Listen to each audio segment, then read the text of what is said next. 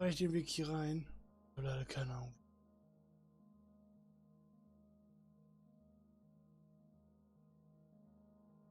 Bin total überfragt.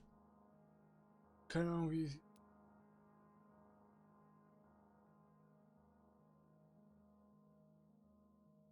Wie heißt die Quest eigentlich?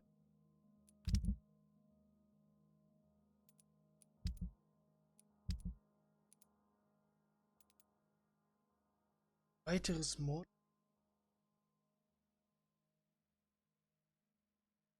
Passieren.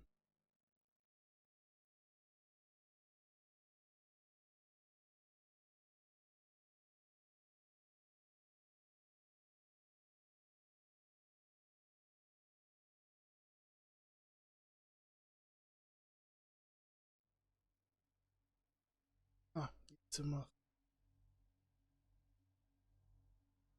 Ja, mein App wollte sich gerade nicht umstellen. Ich dachte immer noch, dass ich seit 24 Stunden stream. Das ist allerdings nicht der Fall.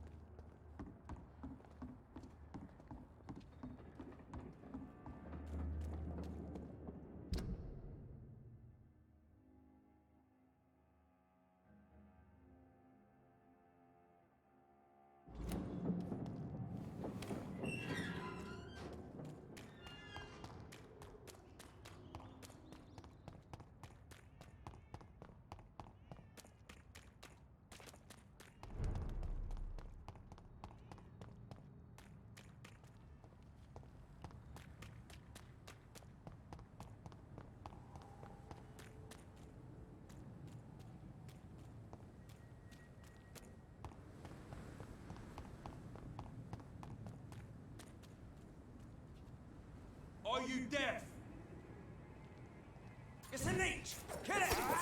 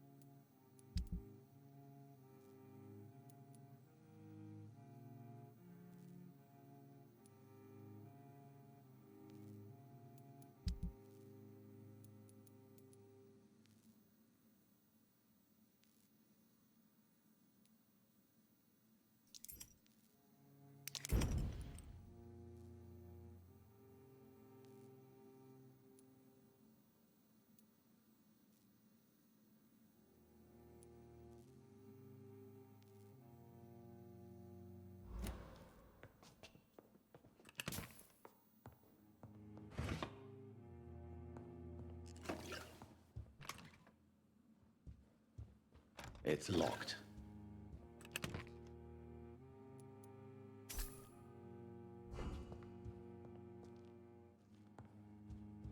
It's locked, all right.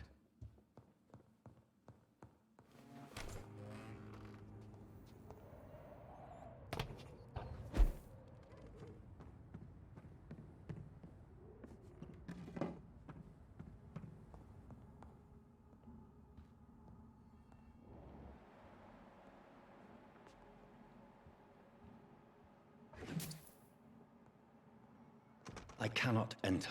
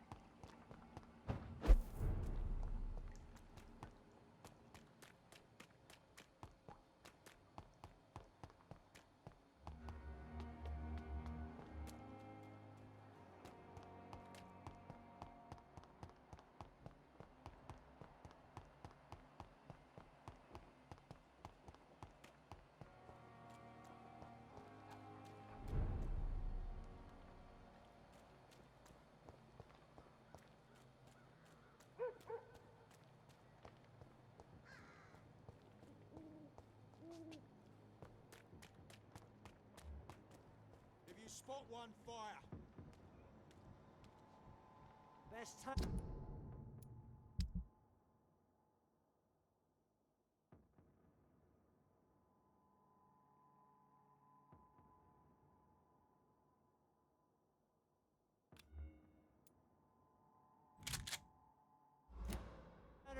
I were you. Step away, Steady, boy! sir. We've got one of them! What's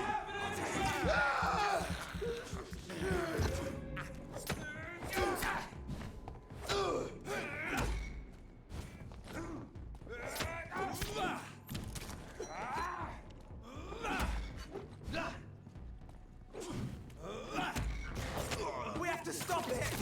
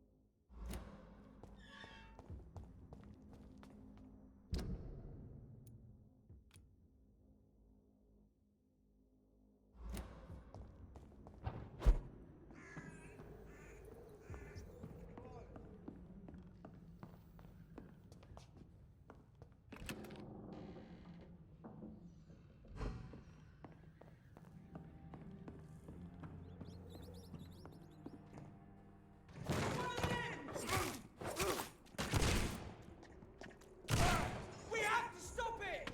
I'll kill it!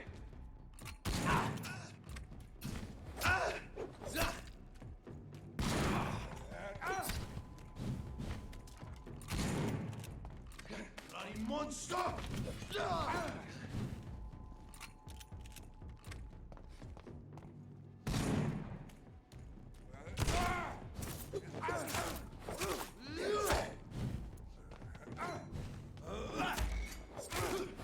Put an end to you! Filthy fucking bitch!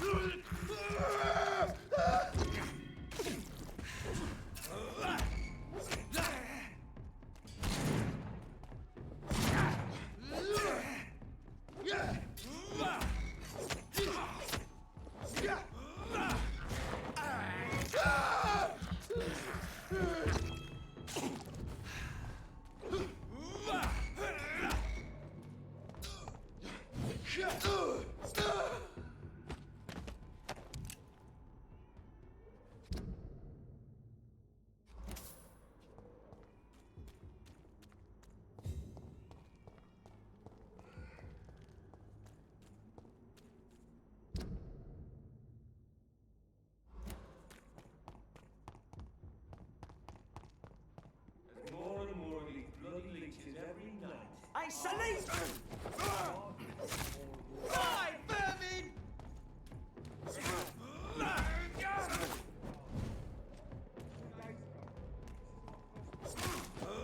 Die, vermin! It's too fucking fast!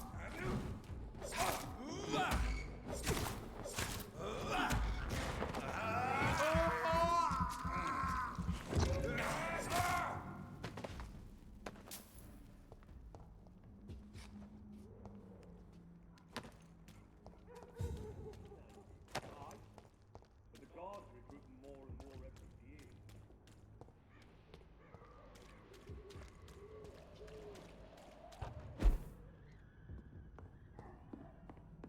It's locked, all right.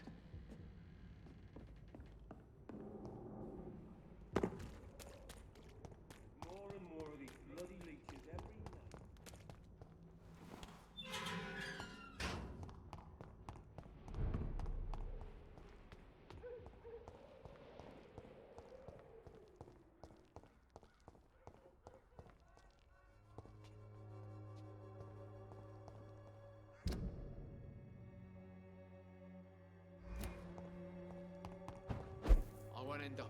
drunk arsehole littering the streets.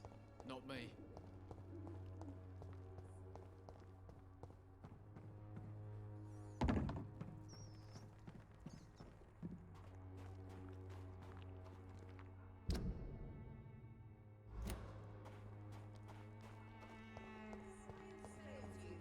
This elixir will give you faith again. Good evening, Benjamin. Can I help you? I'm afraid not. A gun?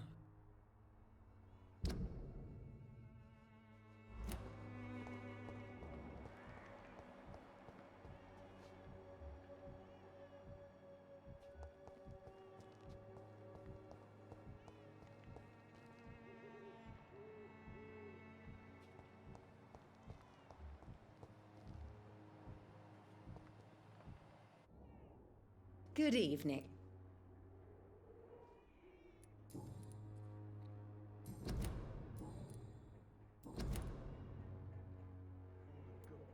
I'd like to see...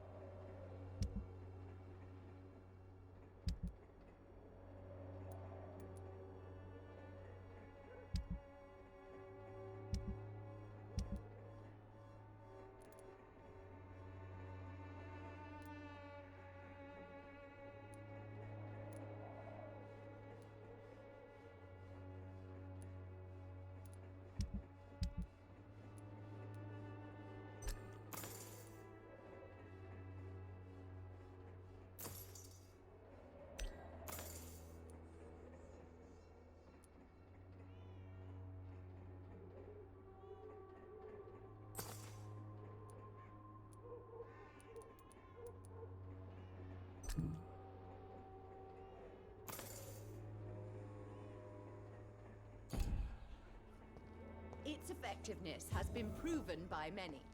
Even the flu is no match for the Swanborough cordial.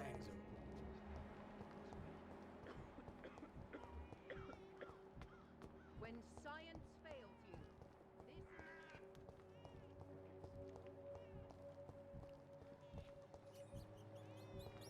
The money.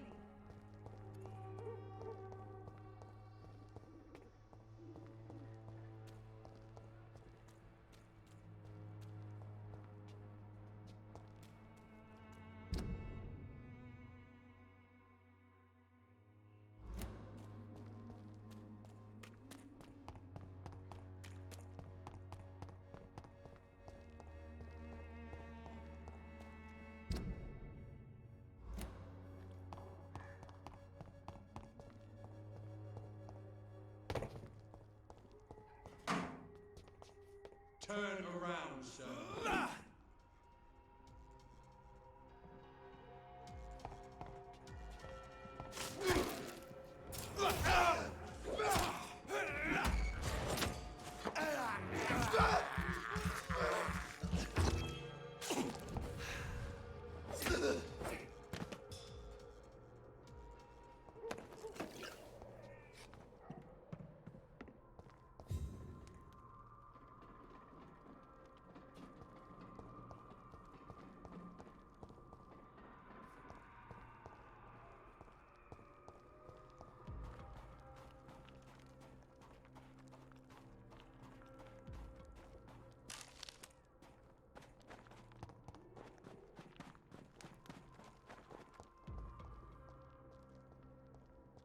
Best. It's a leak!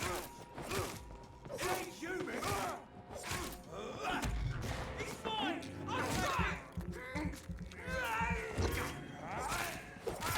We have to stop it!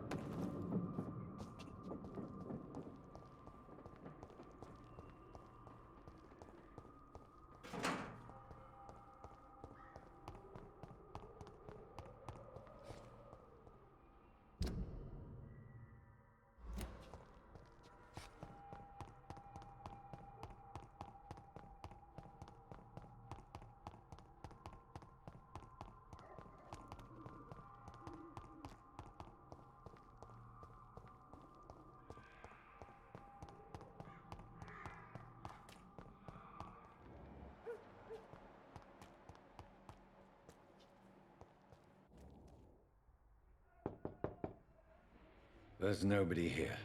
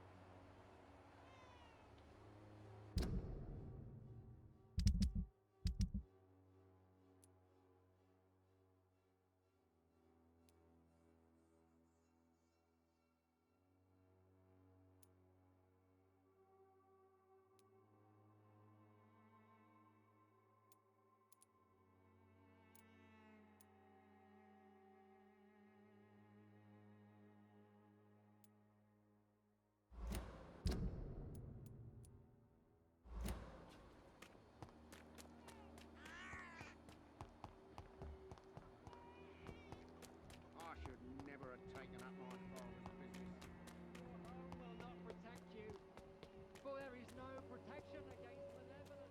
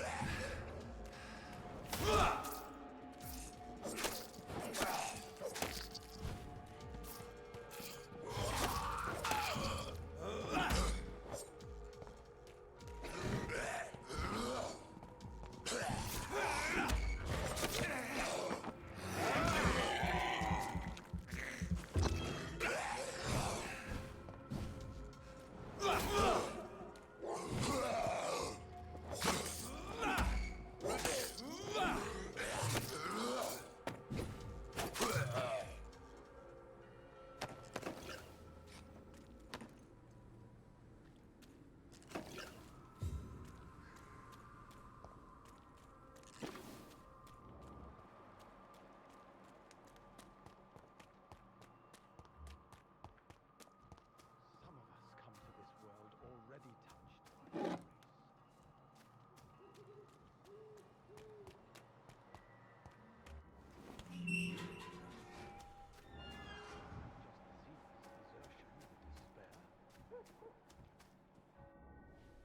Good evening, Mr. Nethercott. And good evening to you too, my good sir.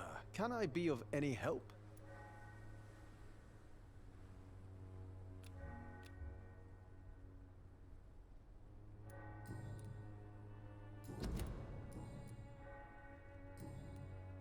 I'll leave you alone, sir.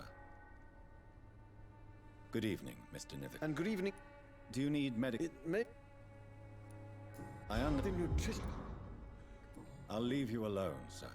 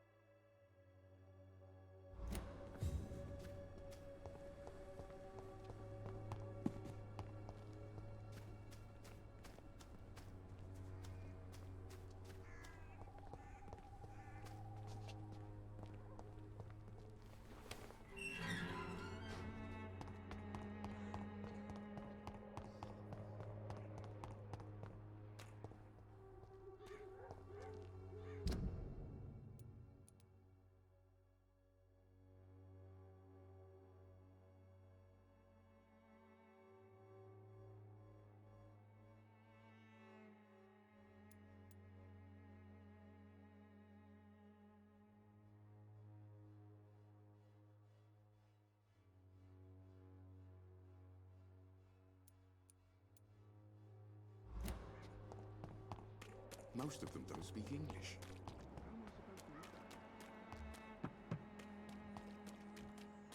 Evidence of trickery. Joe, please, I don't have you.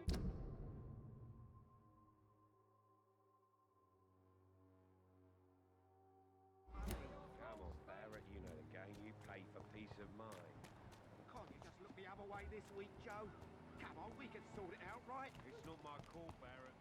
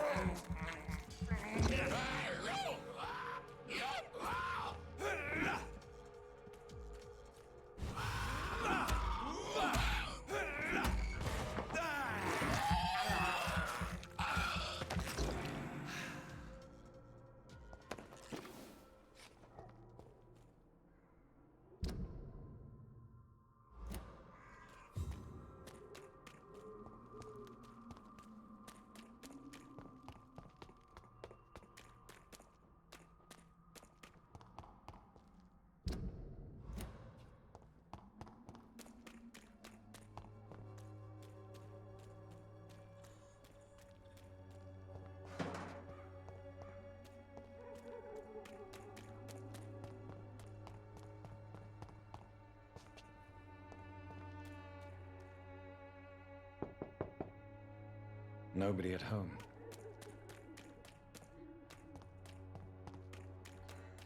Its effectiveness has been proven by many.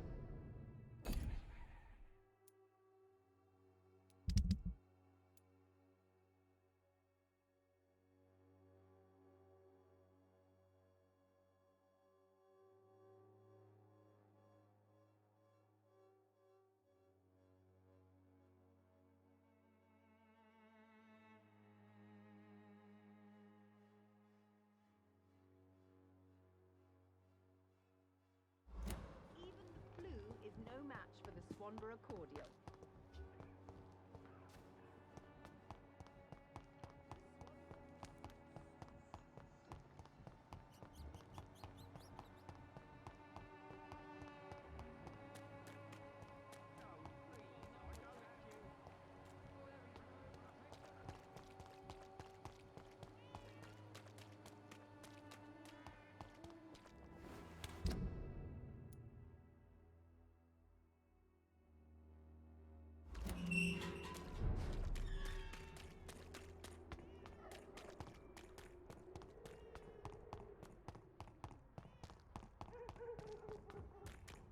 There's more and more. A leech! A leech! Over there!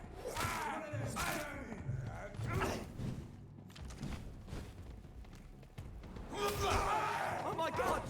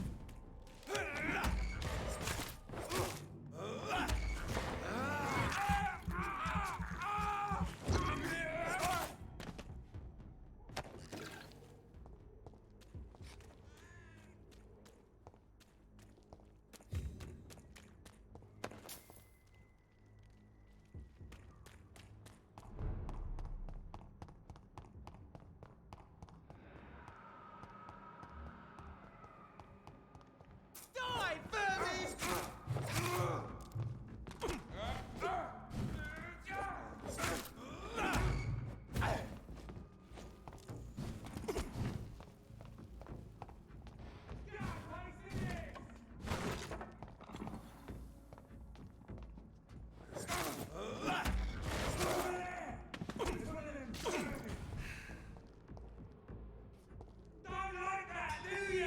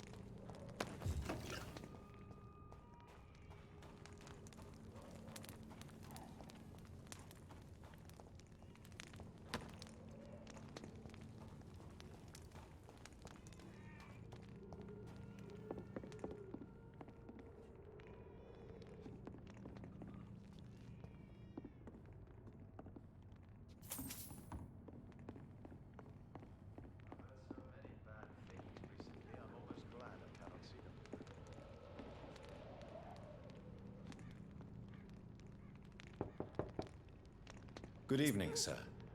It's me again. Leave me alone, I say, whoever you are.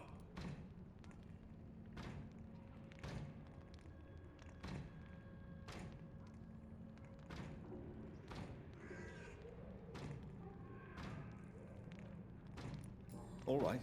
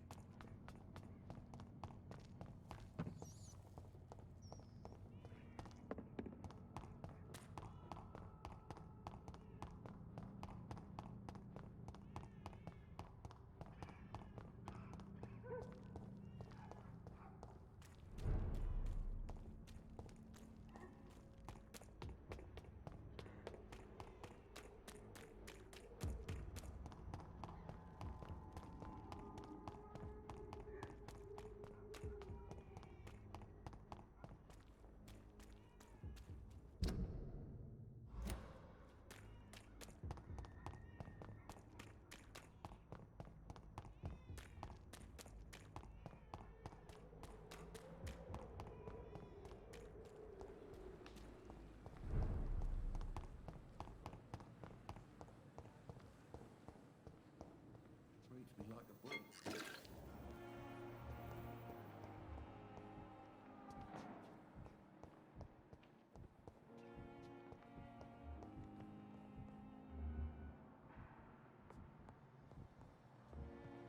You always knew the words to calm the children. As for me, what a blundering idiot.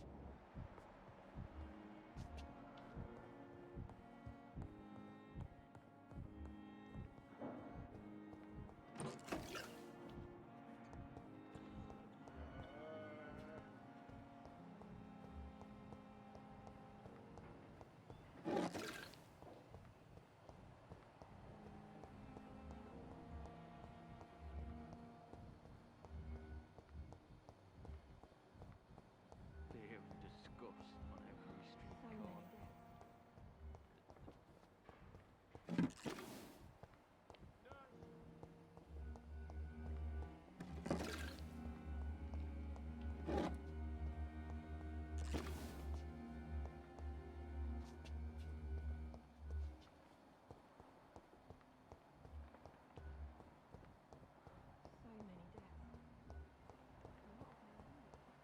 It's locked, all right.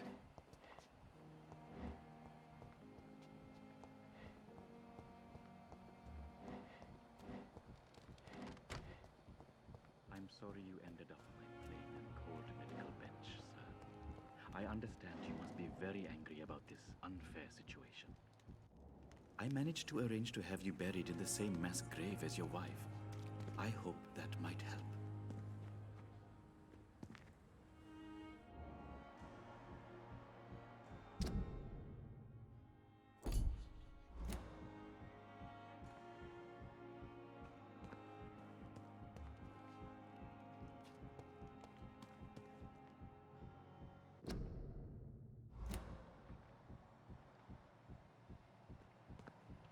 I'm sorry you ended up on my plane.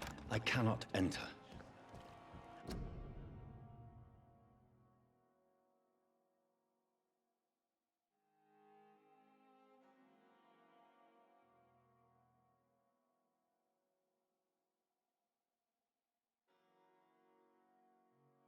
I understand you must be very angry about this unfair situation. It's locked, all right. I hope that might help.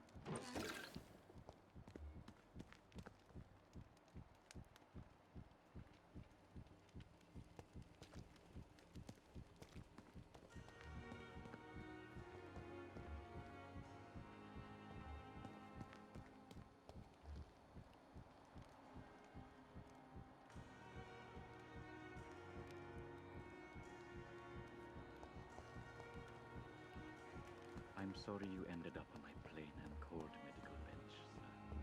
I understand you must be very angry about this.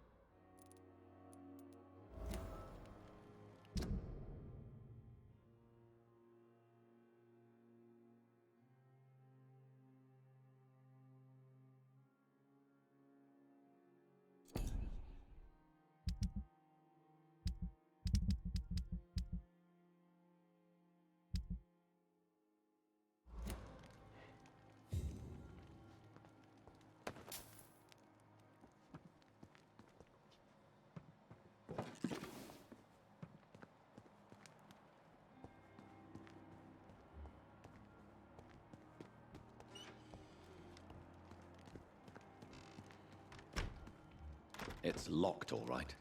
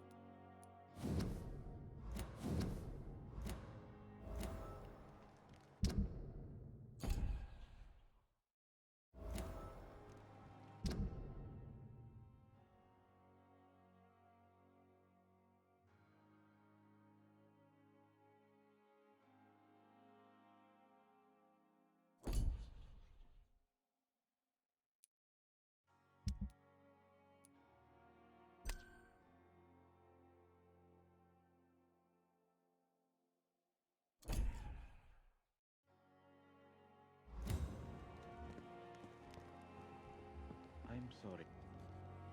Good evening, Dr. Reed. Such a pleasure to see you again.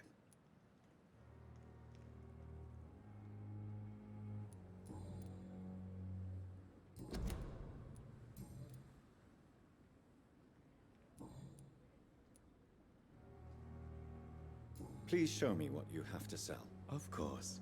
It's just trinkets and curios, really. But I'm sure they can be useful.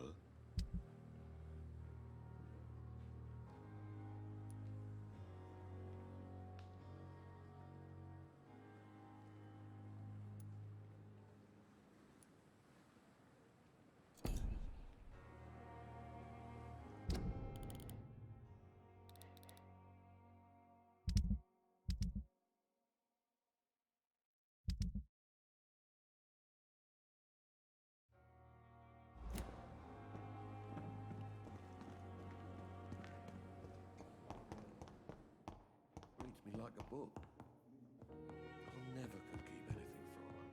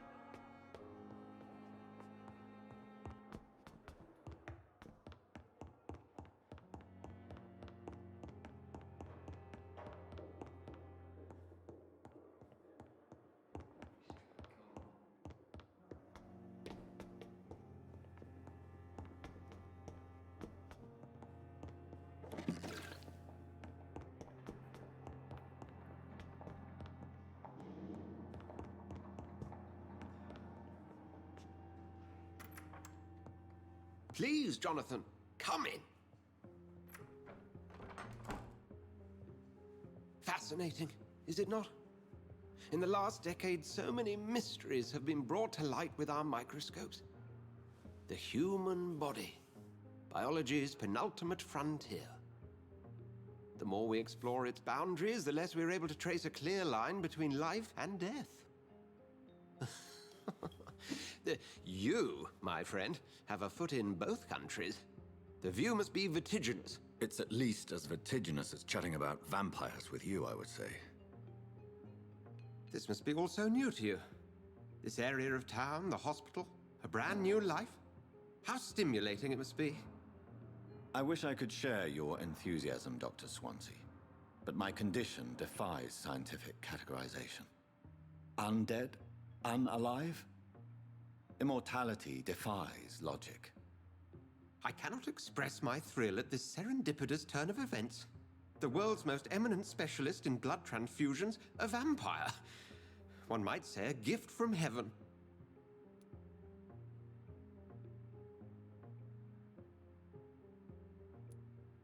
There is an absurd poetry to my situation. Physician, heal thyself. Forgive me. I've been an admirer of your work for a long time, and now you are so much more than a brilliant physician. And please, call me Edgar.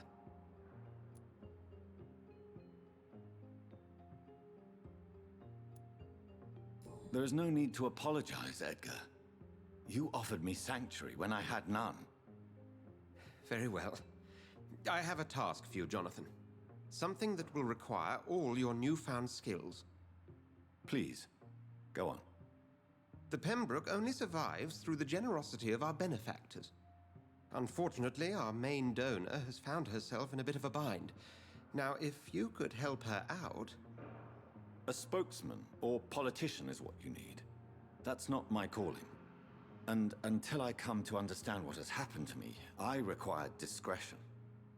Discretion is in order, Jonathan. Lady Ashbury has recently received rather indelicate correspondence that, if revealed, would jeopardize her position. And you would like me to eradicate this threat?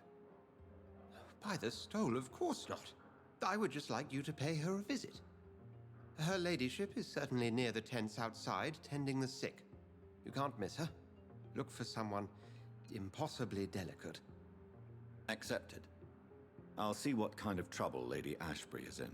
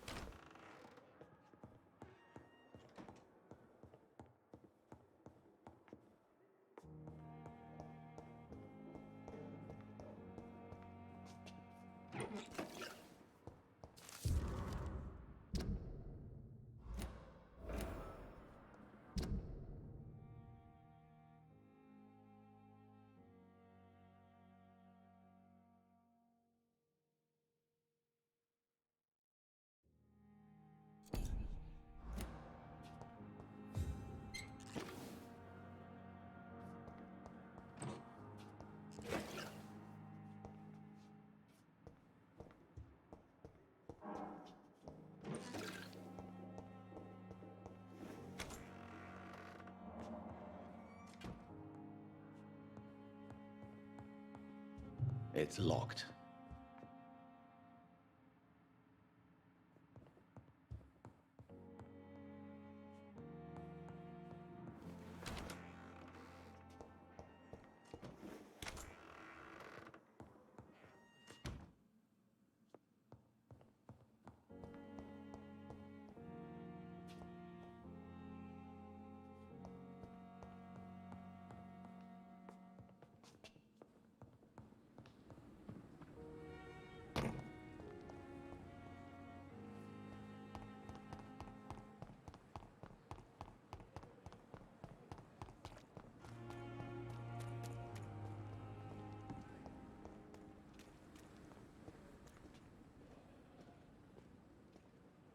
Hey, Doc.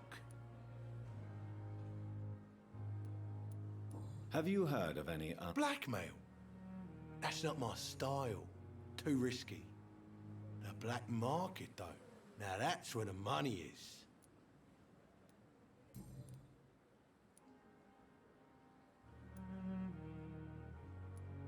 What can you tell me about your marriage, Clay? Marriage is the sweetest cage, they say. Well, I found myself locked in one with a wild animal. You mean your wife keeps you on your toes? No, I mean, we both have claws and we both love to bite.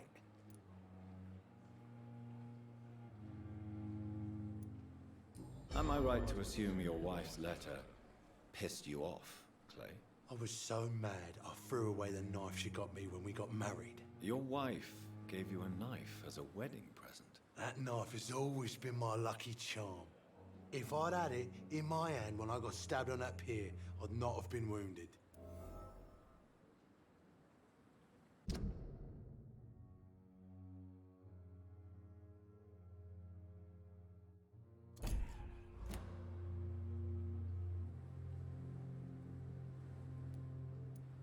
A lucky charm? I never would have taken you as the superstitious type. We all have our flaws, Doc. Mine's to have my weapon of choice for when the really dirty business comes around. Do you want it back? I don't need it here, but if you'd be kind enough to bring it to me, I'd be really grateful. A grateful Clay Cox? I might just find your knife and bring it back to you to see that happen. I can give you directions, but I'll be surprised if you manage to find it. My hideout isn't meant to be found easily.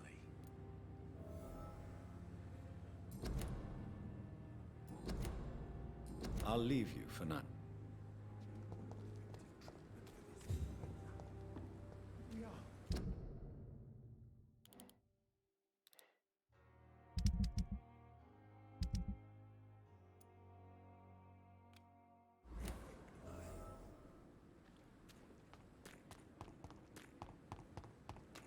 Miss, please, I feel sick.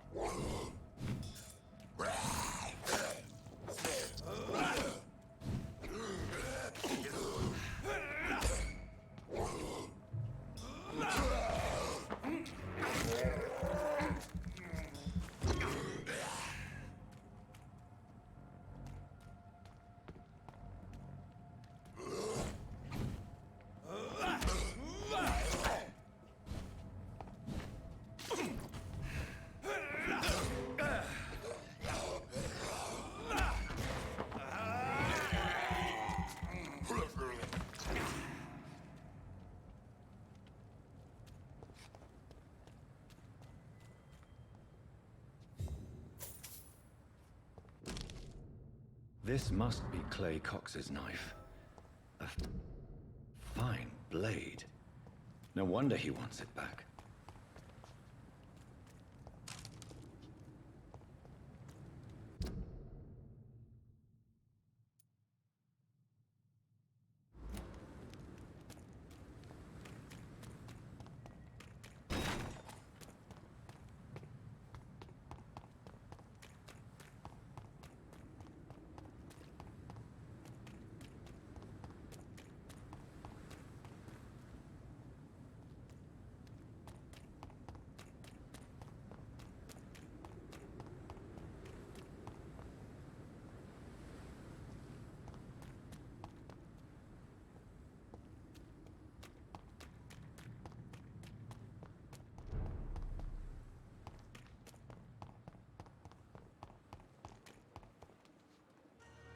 Hey, Doc.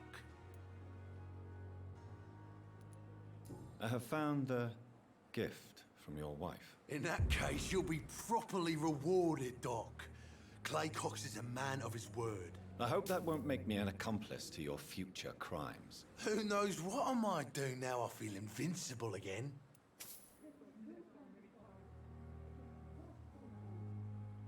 I'll leave you for now.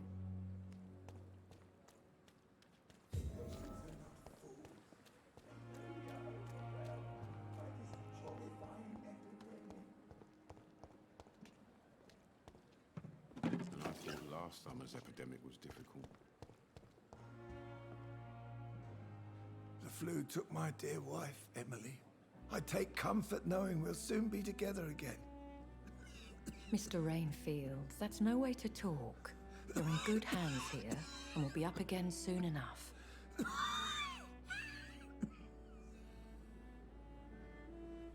Now do me a kindness and get some sleep. I'll be back round later. Your words are kind, the blessings of an angel. You're the sweet, sweet Lady of Mercy.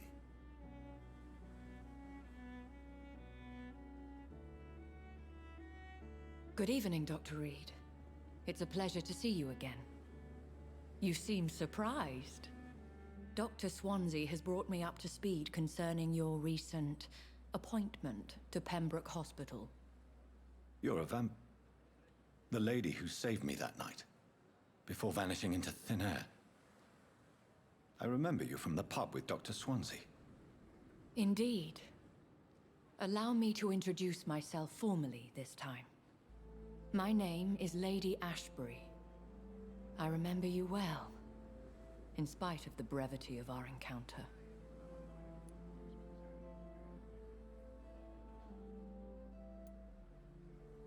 So it seems our Dr. Swansea does indeed have a fascination for creatures of our constitution. Dr. Swansea is a remarkable man. Dedicated, one might say, obstinate? He spent years compiling our bestiary. I hope you're more disposed to answer my questions now. You must have countless questions, but our rather urgent matter first. Swansea has explained.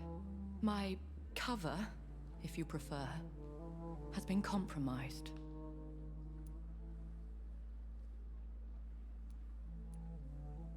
Have any of the patients... These poor souls have so little left to live for. I do my best to ease their pain. The world would be a better place if it were cared for by women like you. You make me blush. I am simply a necessary evil. Pardon my boldness, your ladyship, but I have... As a newborn, your hunger for answers is rivaled only by your thirst for blood. But the questions need weight. I'm a scientist. My trade is in the deciphering of mysteries, and I need information to feed my mind. I will gladly answer every question you have, but first... Dr. Swansea has commissioned me to be your agent in this matter. You could start by explaining what's amiss. These past insufferable weeks, I've been the victim of extortion. I've made a first payment, but the blackmailer grows greedy. I must refuse his most recent demands.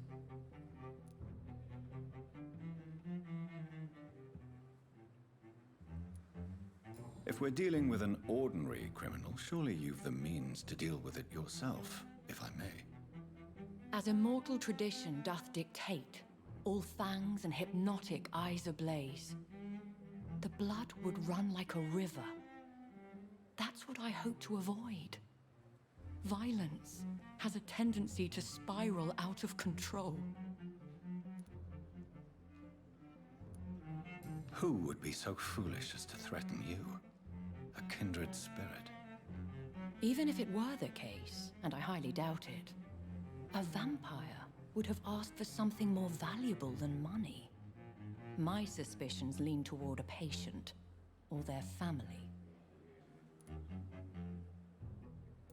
What are your expectations? Please be precise. As the newly appointed surgeon of this hospital, you are in an excellent position to ask innocent questions and deftly learn the identity of my blackmailer. Please continue. Every detail is essential. I'm your man. My embarrassment in this matter is eclipsed only by my shame at having put the hospital at risk. The threat from our anonymous scoundrel is clear. A list of dates. My visits coinciding with the dates of suspicious patient deaths due to massive blood loss.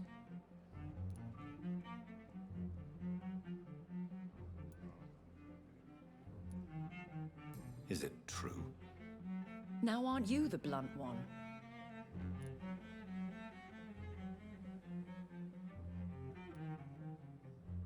Excuse my impertinence, Your Ladyship. This is not an interrogation. I assure you that this line of questioning is in your best interest.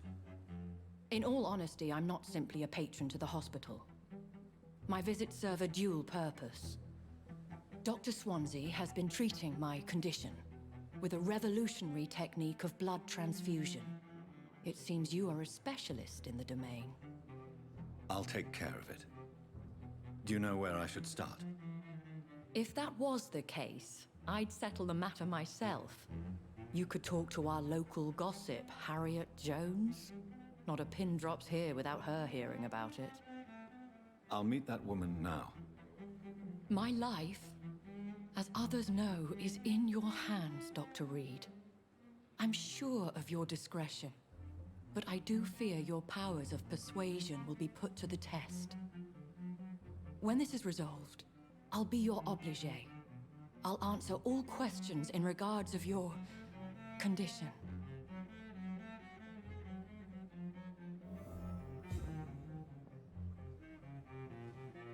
I thought last summer's epidemic was difficult.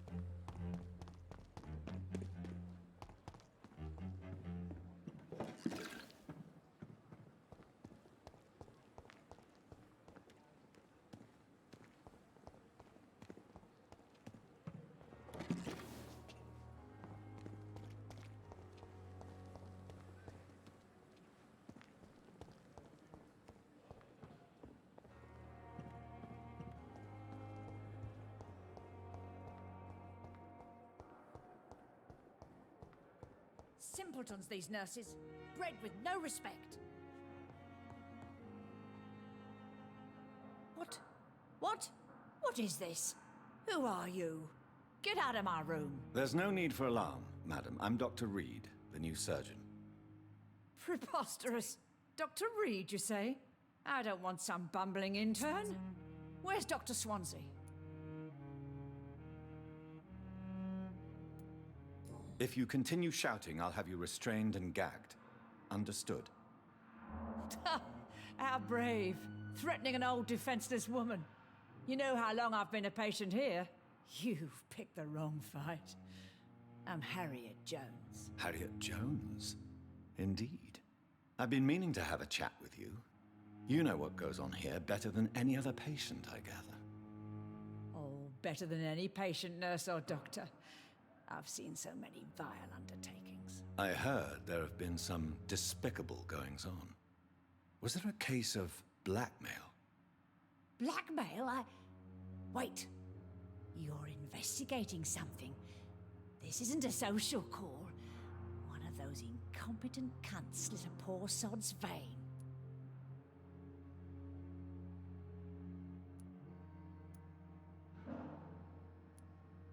If I didn't know better, Miss Jones, I'd be inclined to say you enjoy this type of idle gossip. God's honest truth, Doctor. It's just the way it is here. Most of these bitches would let you freeze to death before getting you a blanket. You seem to know more about the goings-on here than anyone else. Beware, Miss Jones, in case suspicion should fall on you. That's it. Blame the old and infirm. I see those little bitches' greedy little eyes. Just waiting for me to pop off they are. I assure you, madam, this is not an investigation into a possible medical error. Debauchery, then? Nurses Crane, Hawkins, Brannigans, whores, all of them. They can't keep their legs shut. I've seen them scratching slutty sores. Really? Well, if you have irrefutable proof, I'll not have the staff behaving in such a manner here. This is your business, Doctor, not mine. But I swear one of the nurses is cavorting with some man on hospital hours. Thank you for your time, Miss Jones. You've given me something to go on. See you on the next round.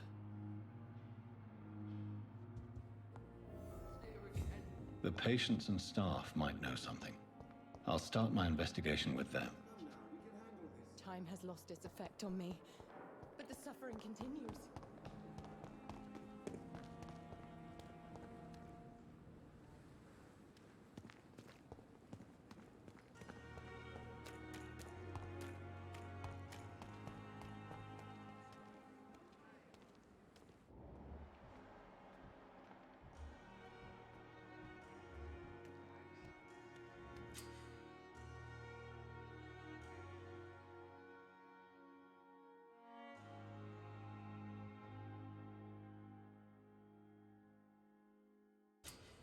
Please, sir.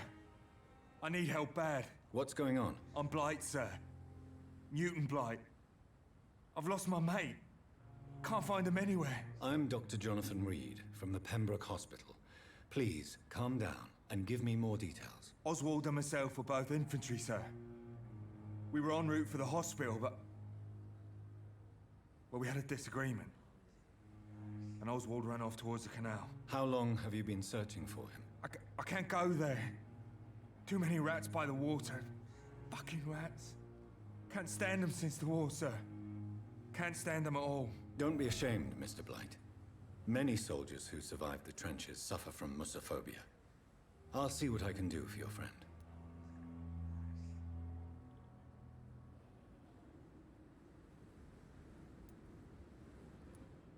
This is a dangerous... We were looking for the Pembroke Hospital.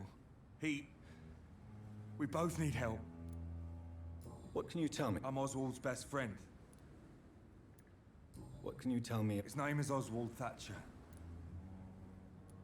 Where was your friend? He went down by the canal.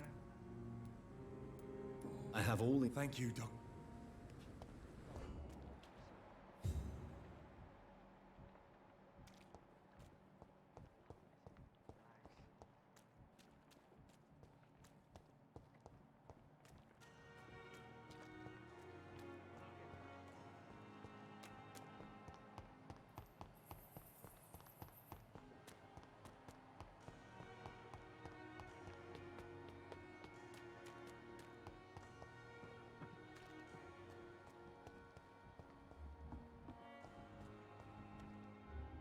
Pembroke is so lucky to have Dr. Reed, you know.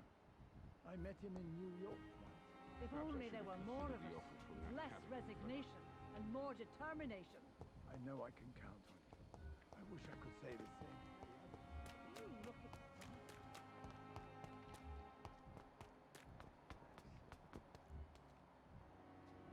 What must I do? What must I do? Don't worry. Saving my neighborhood.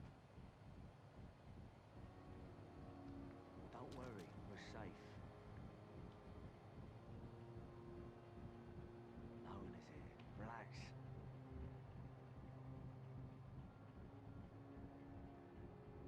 We've dodged death so many times. We're safe.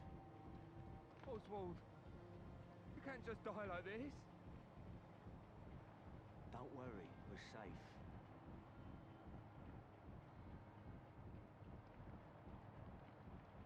No one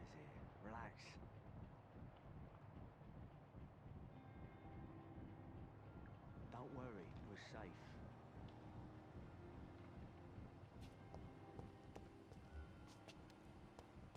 Don't worry. You're sure you don't come back with me? Nah, I ought to see someone at the hospital. Be careful. You look so bad they may keep you as a patient. Fuck 'em. I don't like hospitals. Or doctors. Well then, when you go back to Whitechapel, you may find this useful. What is it? A pass for a free medical exam by the best nurse available. Just read it. I don't read well, but thank you, I guess.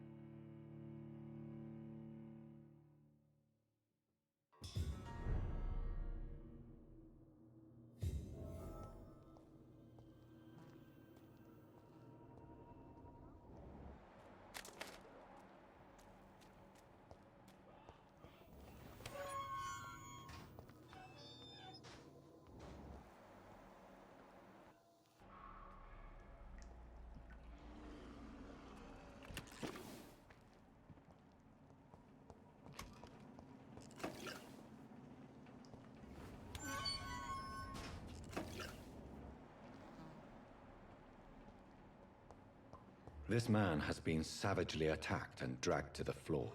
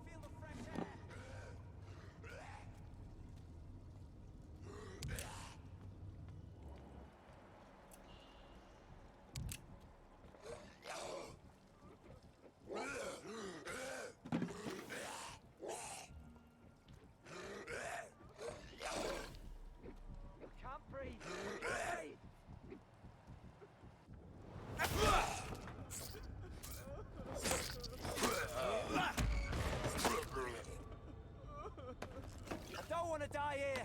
I want to see the sky, feel the fresh air.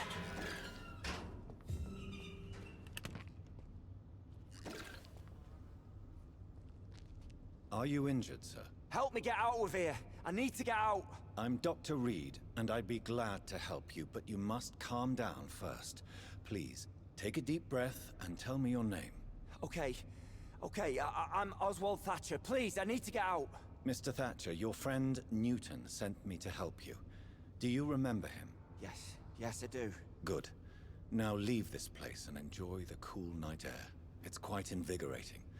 I'm sure you'll feel better if you do.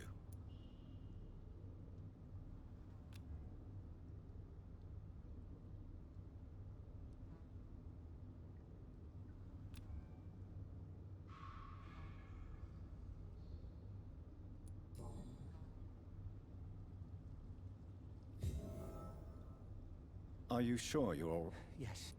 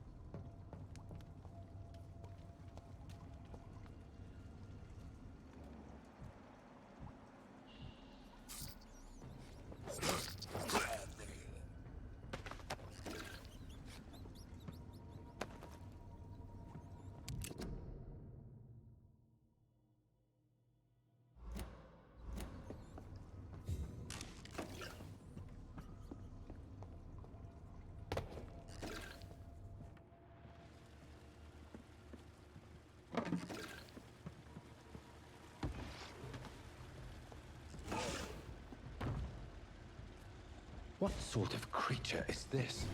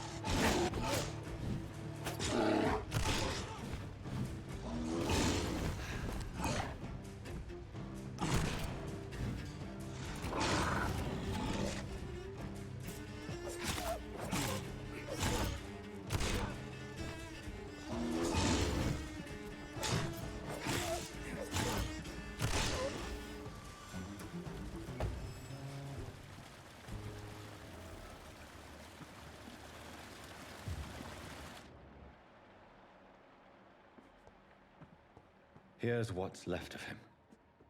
Not a lot to check, but I should anyway.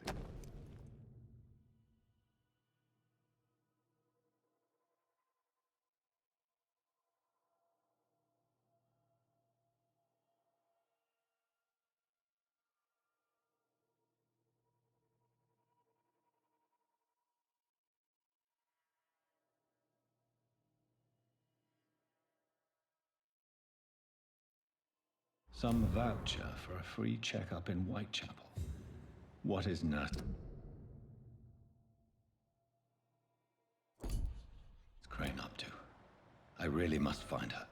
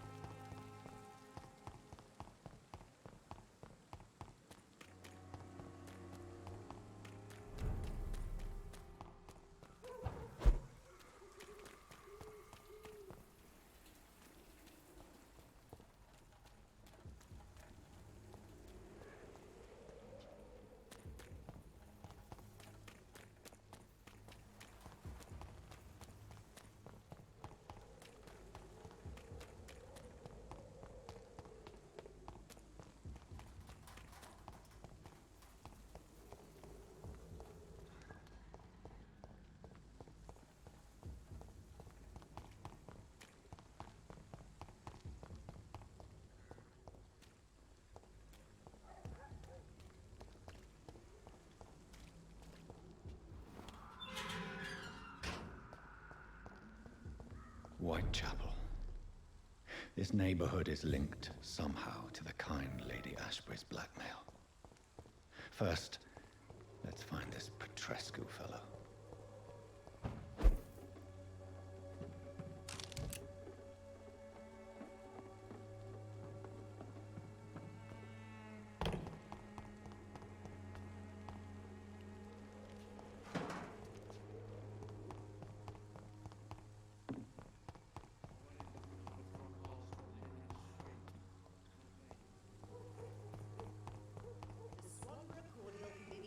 To all your problems, as long as you have the money.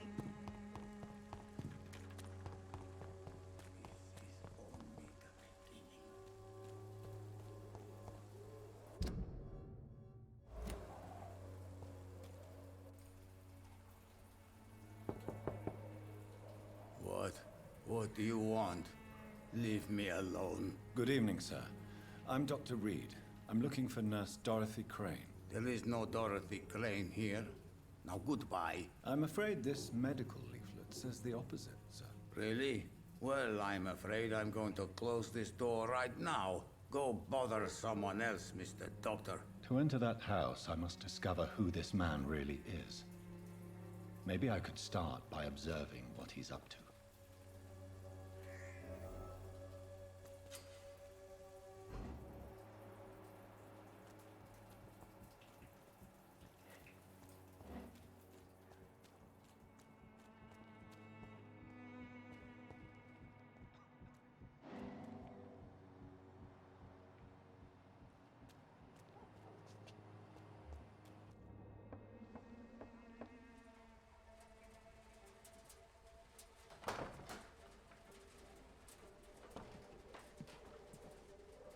A strange man was at the door with a pass for our medical facility. I refused him entry.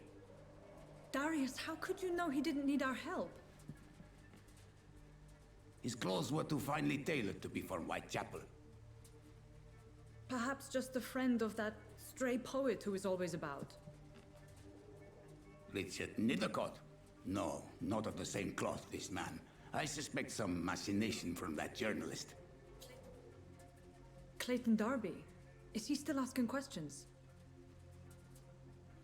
Yes. I saw him drifting around St. Mary's Church. I swear he is tracking me just downwind.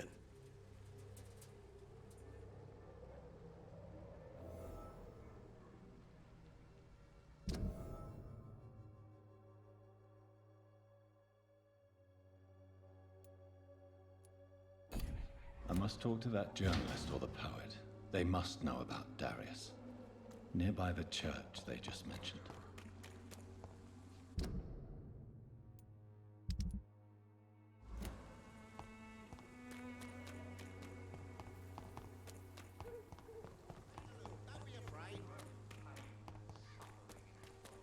Cheap price, good quality. For there is no protection against malevolence and trickery.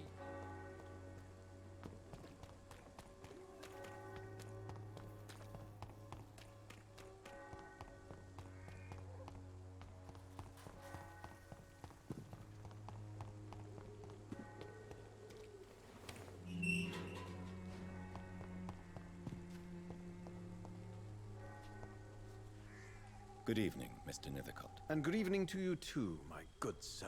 Can I be of any help?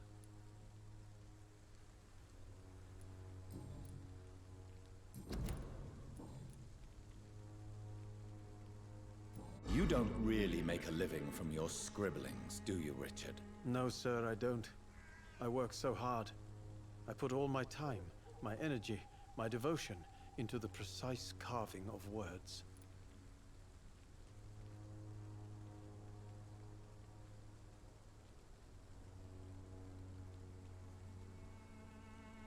When she was younger, my mother was a painter and a poet. She told me many times how poor her artist friends were, and how she helped them. My parents pay for my rent, my food, and my clothes. All I have to give them in return is lies they do not believe. You seem embarrassed. Someday I hope to proudly offer my first publication to my parents. Until that day, I'll remain the failure of a son they have to support.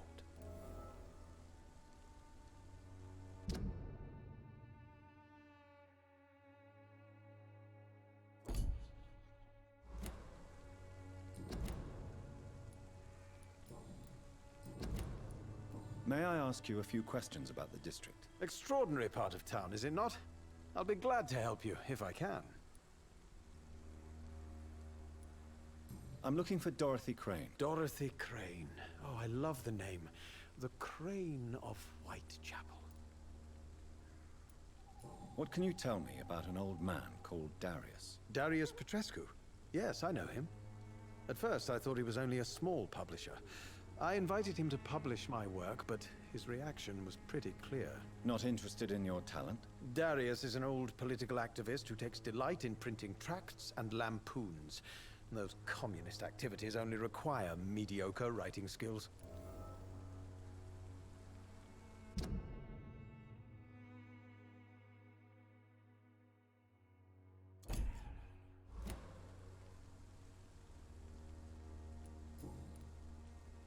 I'll leave you alone.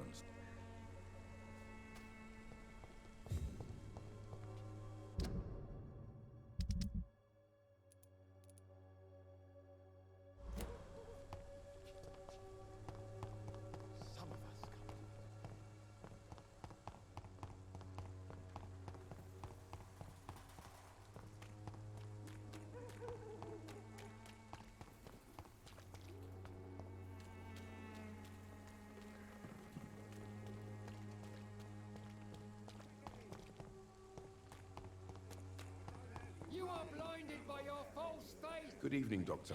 Can I help you?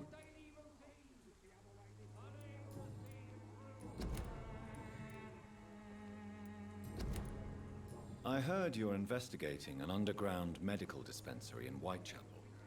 What do you know about it? Not much, I'm afraid. They are wary of strangers, and I'm not really an acquaintance of theirs. Why do you care?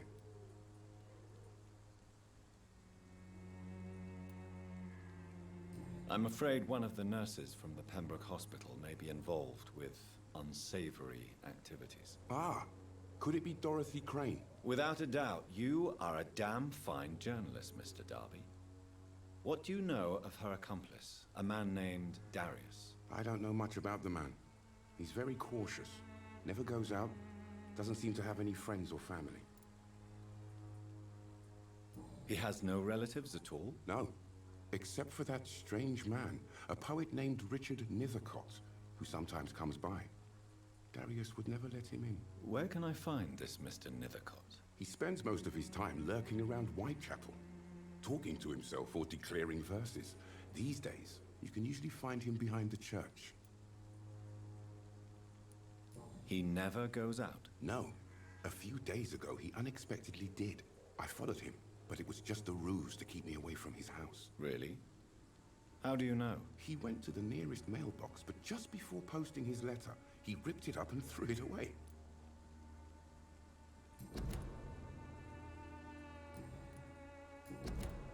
Goodbye, Mr.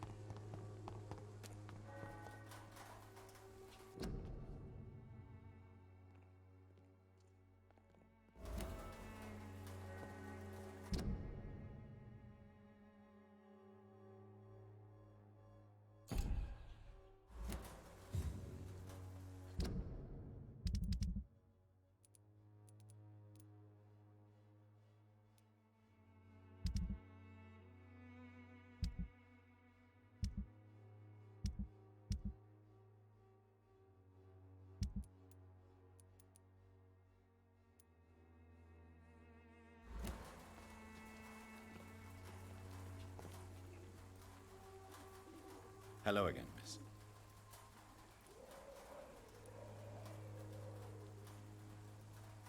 Camellia, I know you work for Dorothy Crane. Please tell me about her secret dispensary. A stubborn and mute comrade. Nurse Crane and Darius Petrescu have been clever.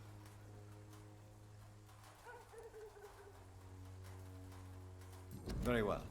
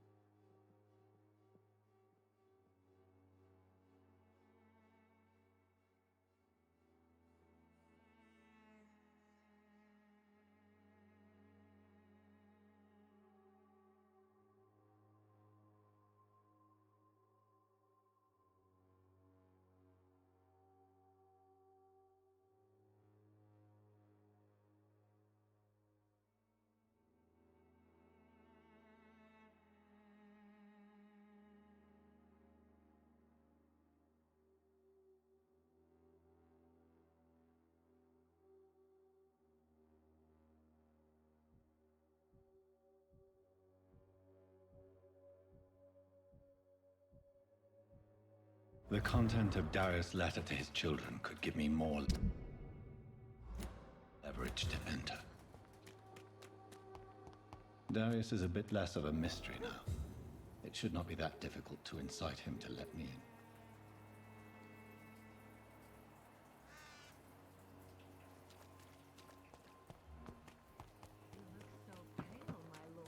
Would you like me to revive you?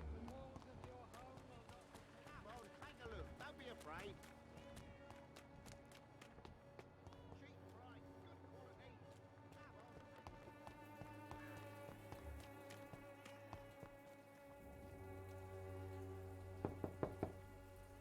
Mr. Petrescu, just 1 minute, please. You again? Go away. Sir, wait. Stop this nonsense. I know Nurse Crane is here. Shall we speak man to man, you and I? All right. Speak up. Don't you see we're on the same side? We fight to help the poor, sick, and abandoned. I'm nothing like you, Mr. Doctor. Yes, you are.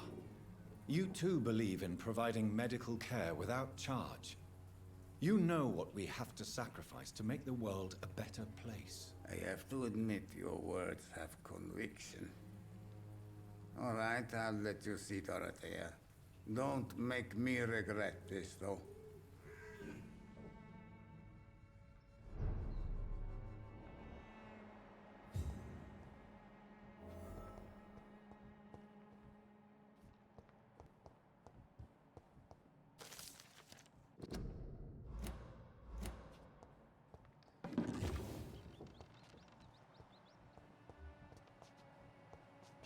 It's locked.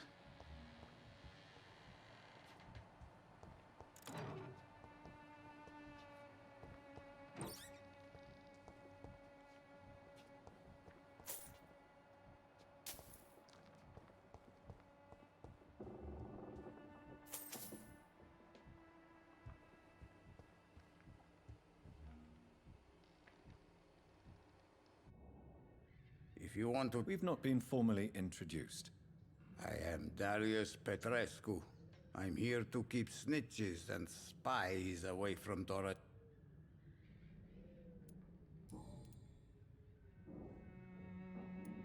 Do you have any family left, Mr. Petrescu? Who knows? I have abandoned. This war won't last forever. Did you ever think of return? No.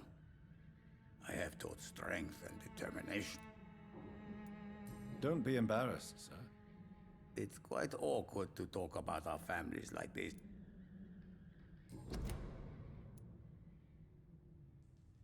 I know you fought for your country when it was occupied, Darius. I know my days are numbered, and But Romania escaped the grasp of the Austro-Hungarian Empire.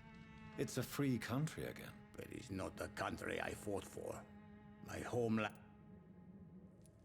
How did you meet Nurse Crane, Darius? Why does she trust you? I'm her oldest friend in England. Dorothea and I share many ideas about this country and about the country we left. You mean occupied Romania, don't you? Even if not directly, I fought against your enemies. Really? Then perhaps you have more in common with Dorothea than meets the eye, Dr. Reed.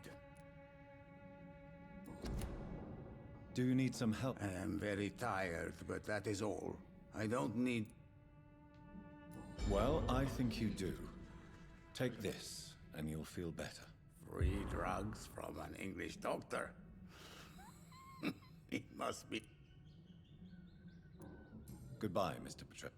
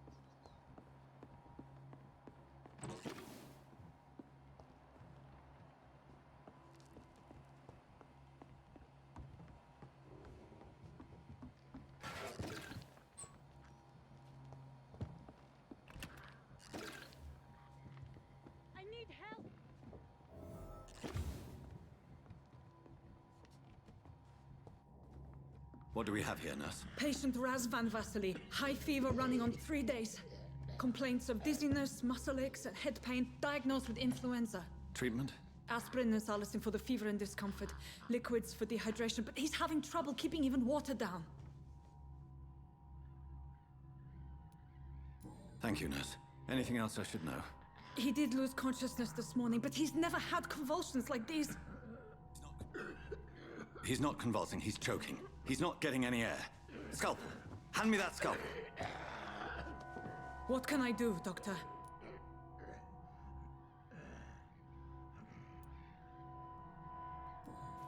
It's too dangerous to operate with these convulsions.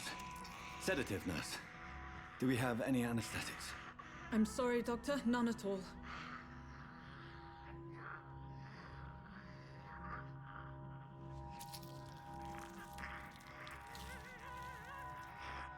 I need to perform a tracheostomy.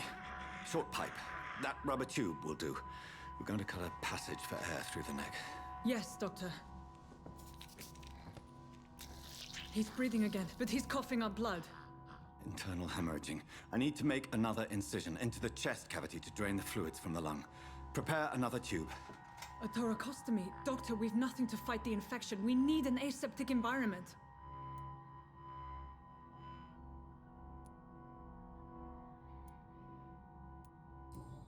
Don't question me, nurse. I need a drain. Now. Yes, Doctor.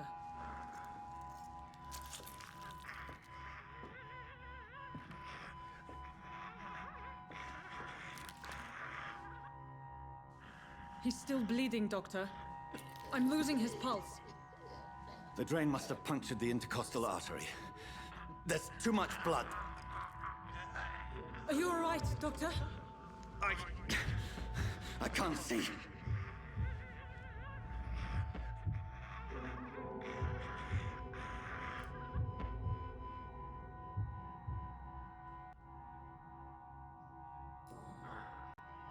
I must first suture the artery. Find the wound. The source of the blood. Needle and thread, Doctor. Good. The stitches are holding. How's he doing? We're losing him. We've lost his pulse. He's dying, Doctor!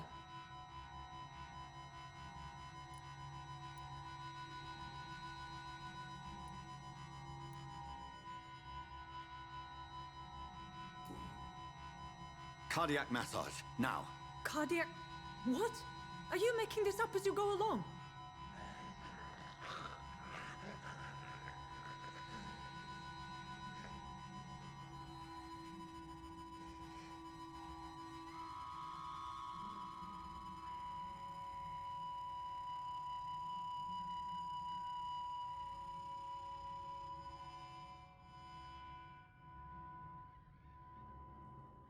We've lost the pulse. He's gone, Doctor. Nurse, we did everything we could. Truly? Everything you could. Is that how you'll report this in your log? Is this how the war went? Piling up one poor corpse beside the next? This was not an influenza-induced seizure. I've never seen symptoms like these on the continent. Neither have I. But the previous symptoms leading up to this attack were the same, indistinguishable from the epidemic. No. There was something more vile in these reactions. Something primitive. There have been numerous reports of mental breakdowns caused by the fever that accompanies the flu itself, Doctor. Yes, but... I'd best take some samples of the blood for analysis.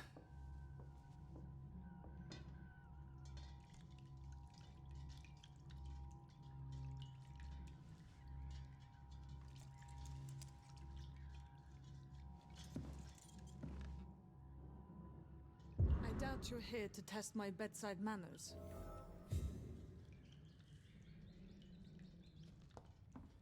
I suspect it was more than intuition alone that led you to us. So, how might I be of service, Dr. Reed?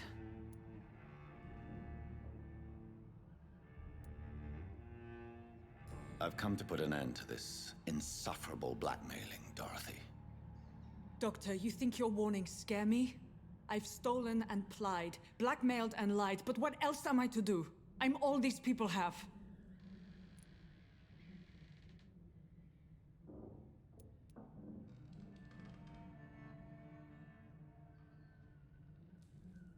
So, the end justifies the means. Is that your defense?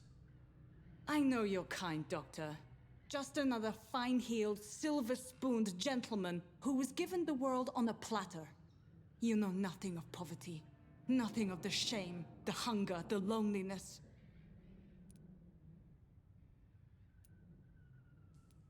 Dr. Swansea is a sensible and honest man. He wouldn't... It's easy for you to say, Doctor. These... But why Lady Ashbury? Why her, of all people? She's pristine and proper, all right. But that she-wolf in sheep's clothing murders the poor for sport. I have her where she belongs, and I'll milk her for all she's got. You've convinced me of the sincerity of your actions and their noble justifications. But all the same, blackmail is a crime, and it will stop, Nurse Crane. So, are you going to turn me over to the authorities?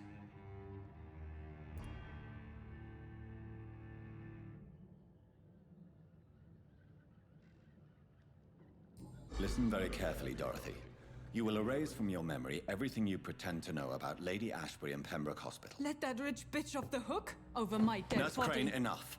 Listen as if your life depended on every word. I know you've a generous heart who gives freely to those in need, but you shall walk away from the shadier streets of your business. I will never abandon... Dorothy, the discussion has come to a close. Your clandestine activities in the Resistance are over. Let it go. I'll let it go. Yes. All gone.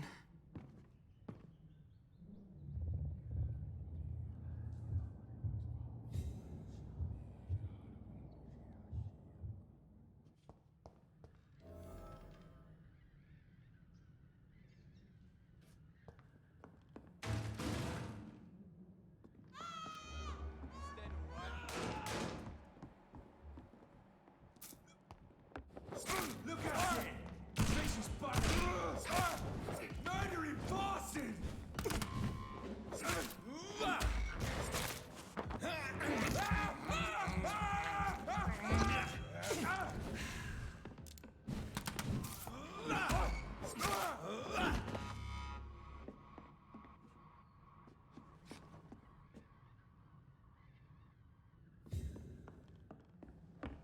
It's a leech! Kill it!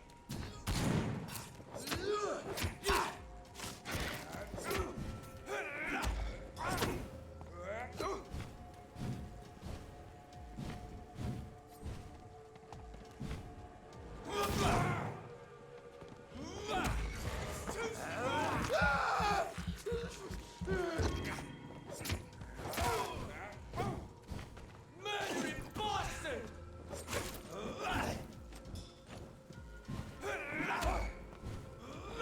Get him weapons ready! We found one!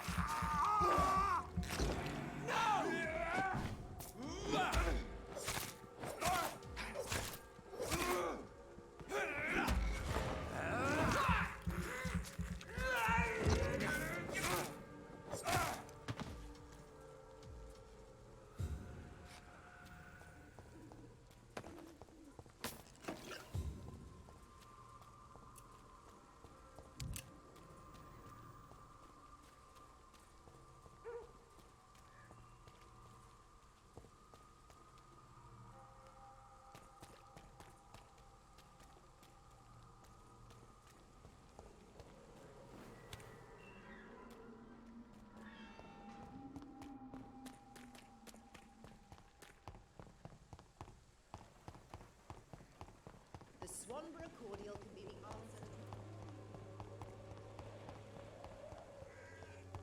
I won't end up another drunk arsehole littering the streets.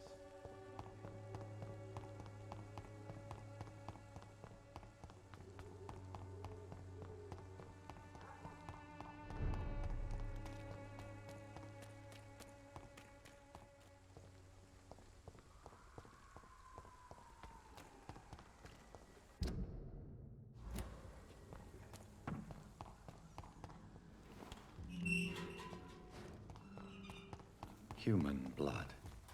Whoever left these marks did so deliberately.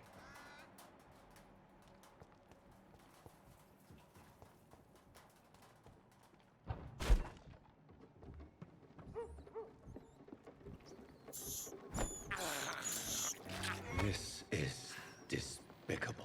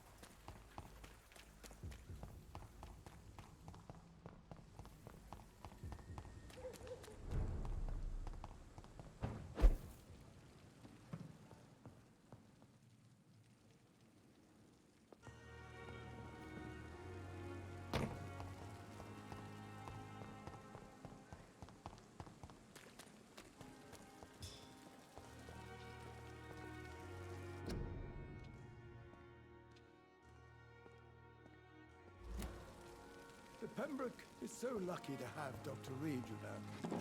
I met him in New York once. If only there were more of us. Perhaps I with should have less considered the offer resignation from that and more Cadogan fellow. determination. I know I can count.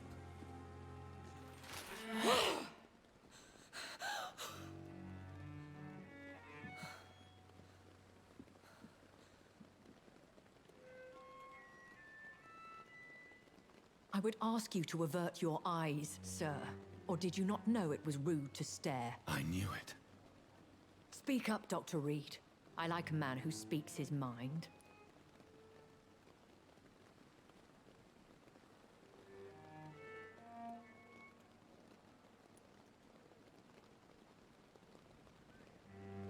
Hiding your true appetites behind a facade of compassion. Bravo. Very clever indeed. Spare me your sarcasm, Jonathan. You are but newly born in this world.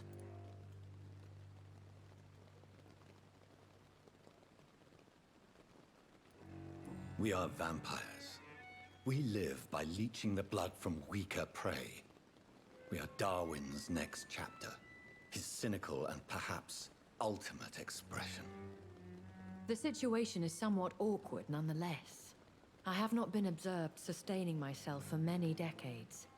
I have to say I'm a trifle embarrassed. Anyway, I have concluded my inquiries concerning your blackmailer. I see. Please excuse my agitated state. Under normal circumstances, I wouldn't let anyone see me in this condition. The case is closed, your ladyship. The person who took advantage of you has, shall we say, seen the error of her ways. So who was it? My lady, the blackmailer was dealt with using the utmost discretion. The culprit's identity is of no relevance. Thank you, Jonathan. That is exactly what I needed from you. You have proven your loyalty, so, as a friend, please accept this small token of my appreciation. Thank you, my lady. If you have an inclination to learn more about vampires or your current situation, I will be glad to aid you in your quest for knowledge.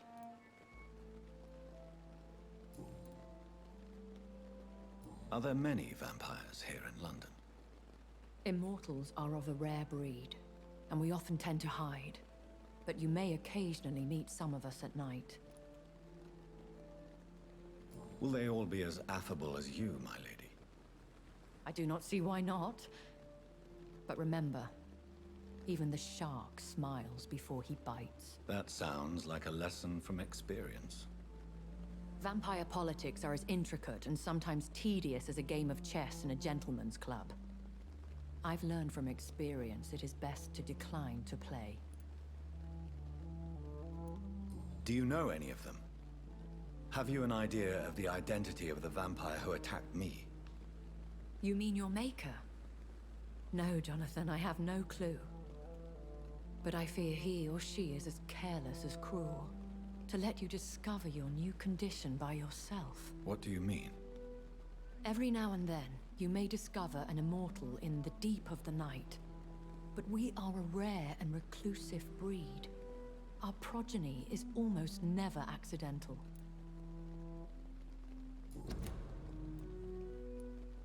I've been away from London and England for 3 years. This isn't the city I remember. Things have gone from bad to worse here, Jonathan. I've lived in this city for a long time, and I've never seen it like this. What is it you fear? Fear has long since flown this form. But there is something malevolent circling us. I feel fear is merely waiting in the wings. The Spanish flu has hit London that bad. Yes, but it's not just that. I've heard things. Things I've not heard for a very, very long time. There are whispers in the shadows. Something far worse than the Spanish flu is here in the city. When I awoke, changed, I was chased and attacked by vampire hunters. Prepared and well-trained. Though I can't be certain, More than likely, it was the once glorious Guard of Priwen. Once glorious, but still dangerous. They have seen better days, but all fanatics are dangerous. You would be wise to stay clear. They are sworn to destroy our kind. You make them sound like some sort of cult. More a society. And like all the best ones, a secret society. I thought them almost gone, but it seemed they have been recruiting.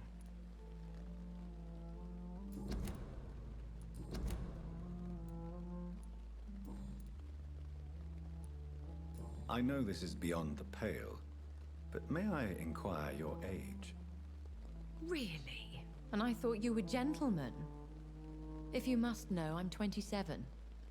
I've been 27 for a long time now, and 27 I shall remain.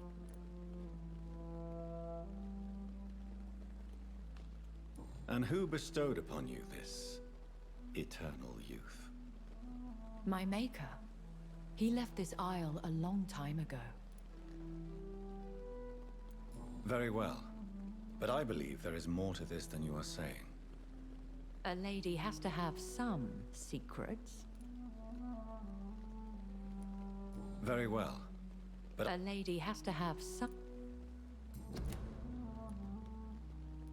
Why does Dr. Swansea allow you to feed on the patients of the hospital?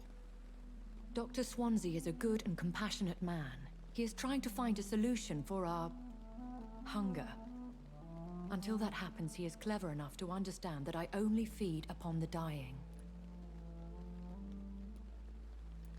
And no one suspected you of the murders? As you well know, suspicion has recently fallen on me of killing for pleasure. But you have my word, Jonathan. I take no pleasure in taking a life. What do you know about this Brotherhood of St. Paul's Stole? The Brotherhood is well known amongst London Vampire Society. As long as our kind is discreet, and as long as they do not interfere, we have come to a mutual understanding. Why did you save me in the canning factory? I could hardly stand by and watch such a promising young blood as yourself be torn to shreds by some gutter scowl. William Bishop wasn't the vampire that created me then? No, Jonathan. Whatever their strength and demeanor, Scowls are the progeny of careless vampires. It cannot be the other way round. What type of vampire is a Scowl? Not a true vampire. The deformed offspring of lesser vampires. It is a shame these creatures run wild, slaves to their baser instincts.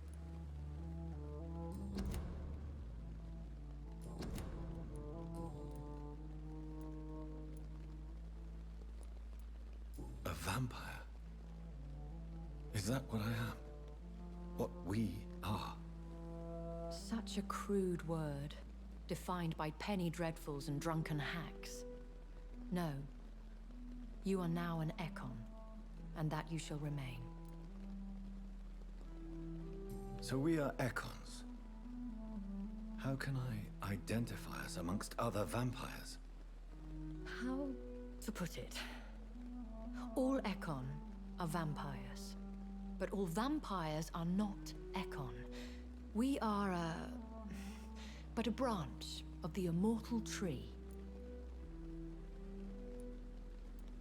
Are you an Ekon too? Yes, I am. We are the closest thing to what man refers to as vampires. Forget what you think you know about us. I've been hearing a voice talking in my head. Is this some kind of insanity? It feels like the voice of the vampire that created me. Hush. Tell no one this. It would be unwise to talk of such things amongst British immortals. Speak no more of your maker.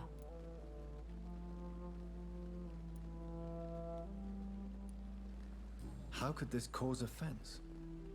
Only the powerful immortals can mentally call to their progeny. No vampire or hunter will sleep easy, knowing that an unidentified elder is stalking the streets of London. Excuse my forwardness, but... are you my maker? Me? Goodness, no. Only a foolish immortal would create a progeny without taking precaution, and I'm no fool.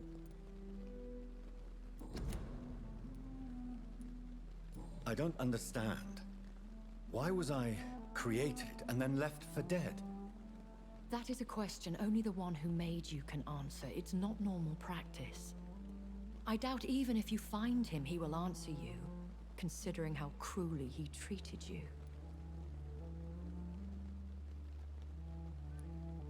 I'd like to avoid creating another vampire by mistake anyway. Tell me, how is it done? The process is dangerous. It could even kill your potential progeny.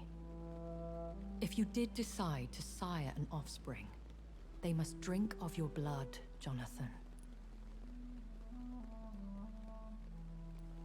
I'd like... The process is dangerous. It could even kill your potential progeny. If you did decide to sire an offspring, they must drink of your blood, Jonathan. So me being a vampire could have been a mistake. I very much doubt it, Jonathan. Contrary to the legends, it is not as simple to make another vampire by just biting someone. I bid you farewell. I must quickly analyze the blood I took from Nurse Crane's patient.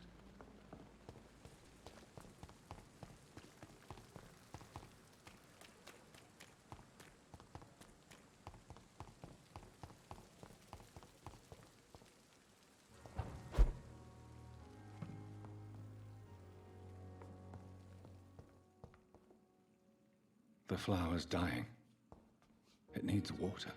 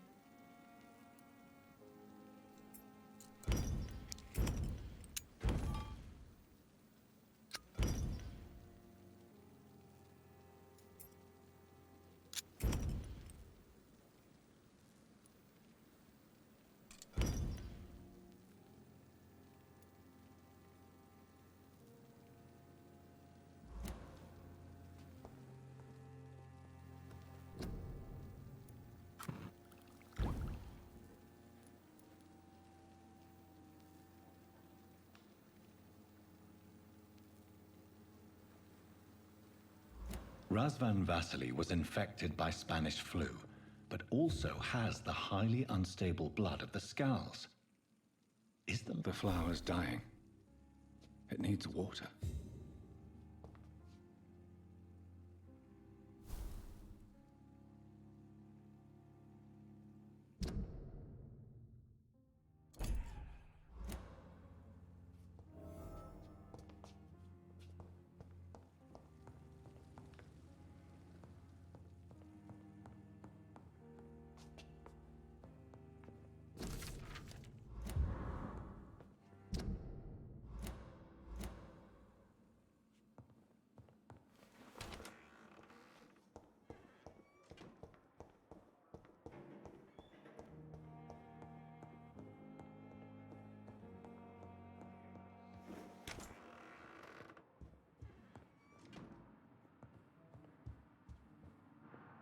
Evening, Edgar.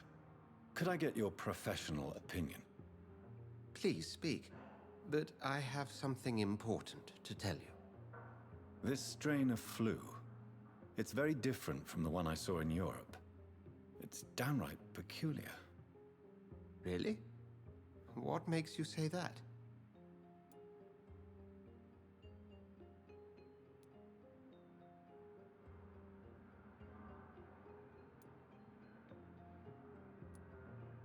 I've just looked at the blood of one of our recently deceased. I see. Do you have anything more to go on? This disease spreads and looks like the Spanish flu, but its effects differ greatly. The London strain is different from the continental one. This is very interesting. Did you find something else? Yes. Unlike the flu, the infected begin to show an increase in outwardly aggressive behavior. More than simple agitation. Once docile people become violent. You mean like rabies? Is there a chance we could create a vaccine, Jonathan, like Pasteur? By the stove, that would be smashing. There's a lot we're not seeing here, but it is spreading, and quickly. If we don't act, the whole city could be lost. But Jonathan, we've a fantastic opportunity sitting right here in front of us. A weapon of choice. What on earth do you mean? Why, you, my dear boy. With your expertise and your blood, we could isolate the properties that course through your veins. Think about the possibilities.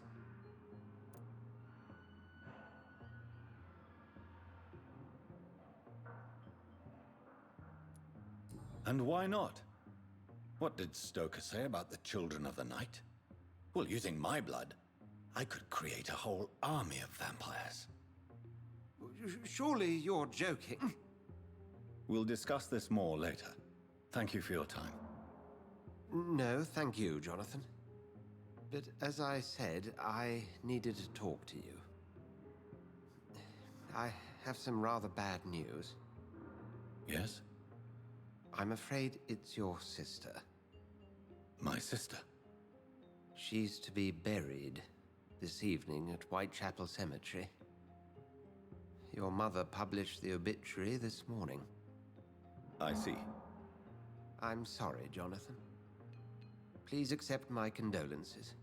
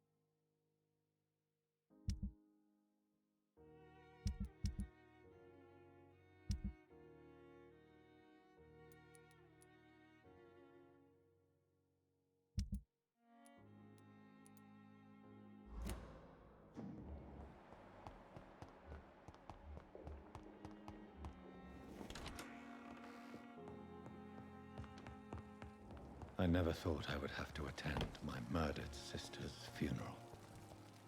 Mary, I can't forgive myself. I'll find the truth about what happened to us. I swear.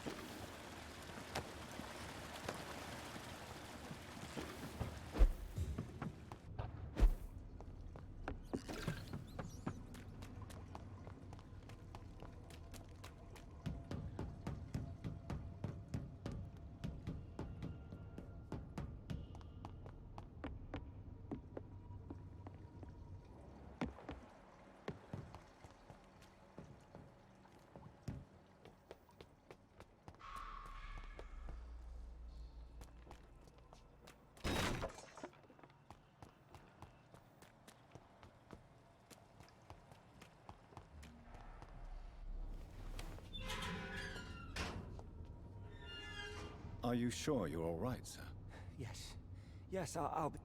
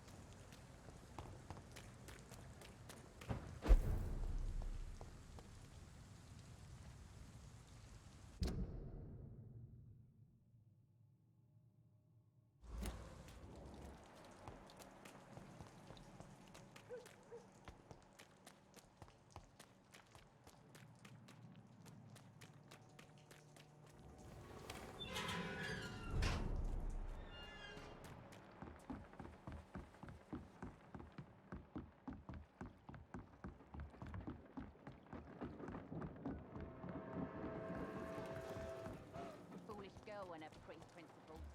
You've got no idea.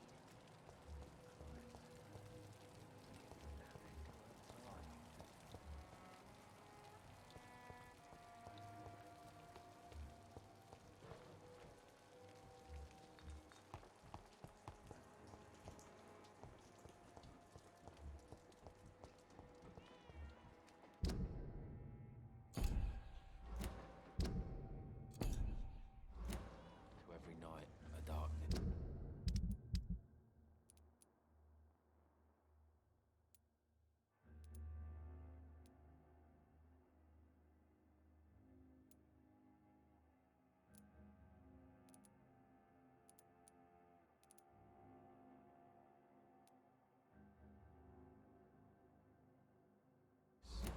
And every dawn.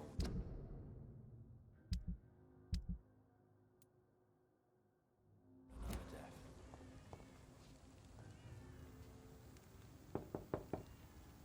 Good evening, madam. It's Dr. Reed again. May I come in? You best come back in the morning, Doctor.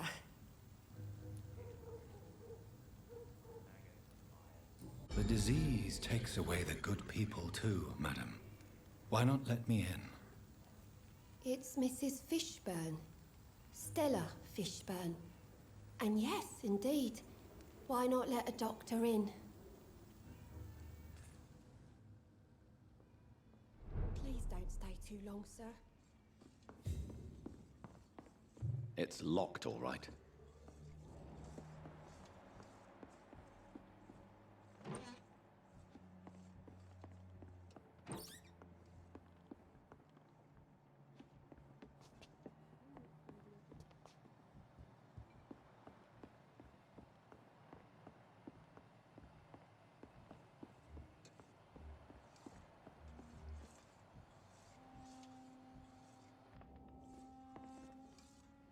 So you have questions about the flu, then?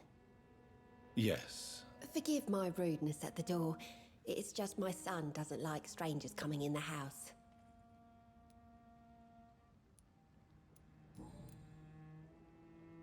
How is life around? Life has always been hard in the East End.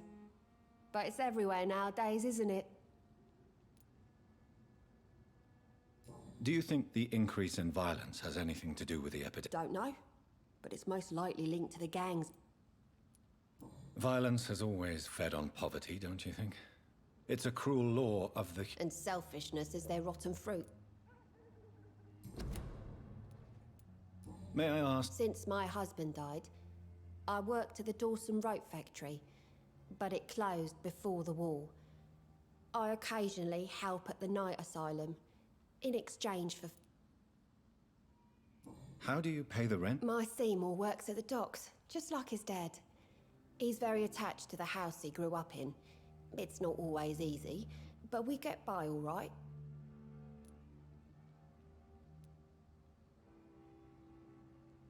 Did your husband die in the war?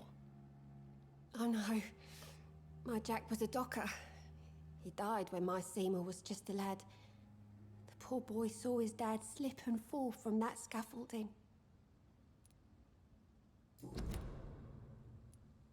The orphan that regards you as a mother. Please tell me about him, Stella. You mean Rufus? I wish I could do even more for the poor boy. Most people are so selfish. But you're not. Years may have passed, but I haven't forgotten how it feels to go through days with nothing but an empty stomach.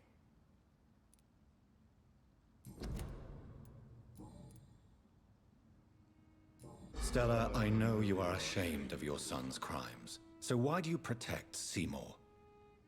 I can't report my own son, can I? Not a burden I could bear. Burden? How do you mean? They'd hang him for sure. I won't send my only son to his death.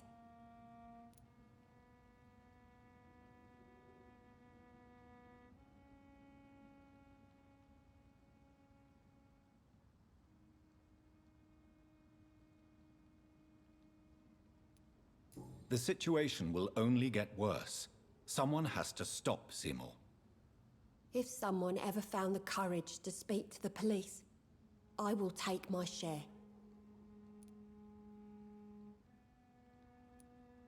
Your son's gone way beyond simply bullying people. He has a taste for blood, and you know it, don't you, Stella? One night, he told me straight up, in his own words. It was several days after one of his episodes. Why did he confess? Did you suspect something? No. I guess he wanted his old mum to help him fight his, demons. Did Seymour tell you everything that night? More than I could stand. The words he used to describe his hate, his rage, how he feels when he's done it. Tell me about these demons Seymour needs your help to fight. Seymour used to be such a happy child, and he is still a helping son most of the time. But when he gets angry, he can hardly contain his rage. All men and women are born innocent, Mrs. Fishburne. But there can be a monster within any of us. Do you think he can be cured, Doctor? Do you think something can extinct?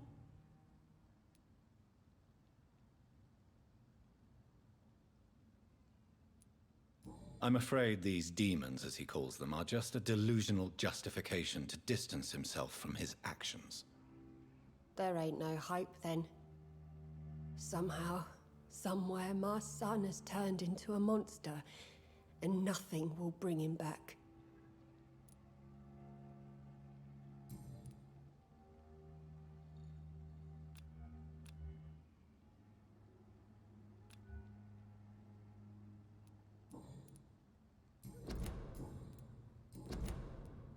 Goodbye.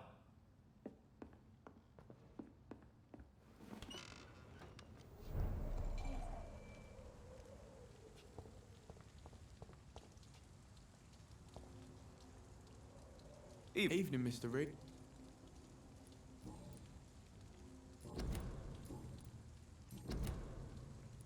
So long, Rufus.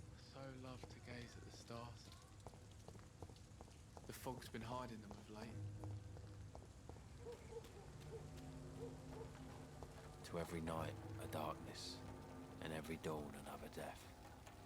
Good evening, Mr. Fishburne. Yeah.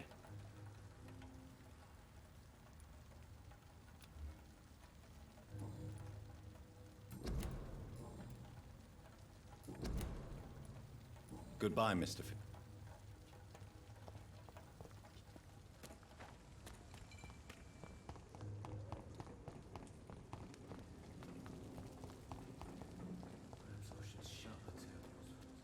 The sewer dog's fault, they say. Then the gangs, the epidemics, everyone's throwing the blame.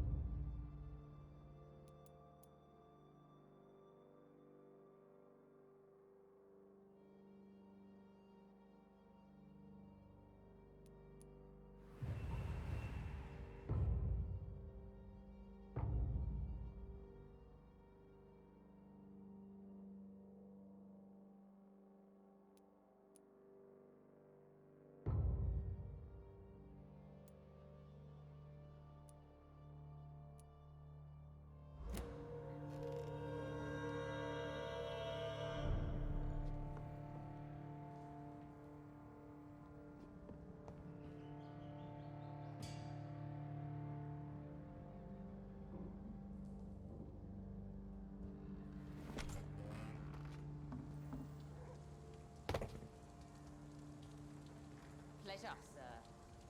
Been a while.